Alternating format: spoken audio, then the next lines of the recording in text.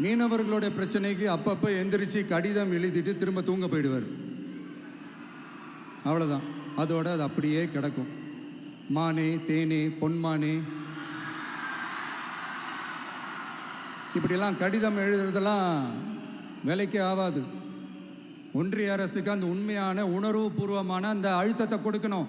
நம்ம மீனவர்கள் மேலே அவங்க கையே வைக்கக்கூடாது, கையே வைக்க விடக்கூடாது. அவங்களுக்கான அந்த பாதுகாப்பு பக்காவாக இருக்கணும். அதுதான் நம்மளுடைய ஒரே அஜெண்டா. மீனவர்களே, அடுத்து நம்மளுடைய ஆட்சி தான். கவலைப்படாதீங்க, தைரியமா இருங்க. உங்களுக்கான பாதுகாப்பு பக்காவா இருக்கும். இப்படி இருக்கும்போது அடுத்ததும் நாங்கள் தான் அப்படின்னு சிஎம் சார் சொல்லுவாங்க. அதெல்லாம் நடக்கவே நடக்காது. 2வது முறை வந்ததெல்லாம் சரித்திரமே கிடையாது.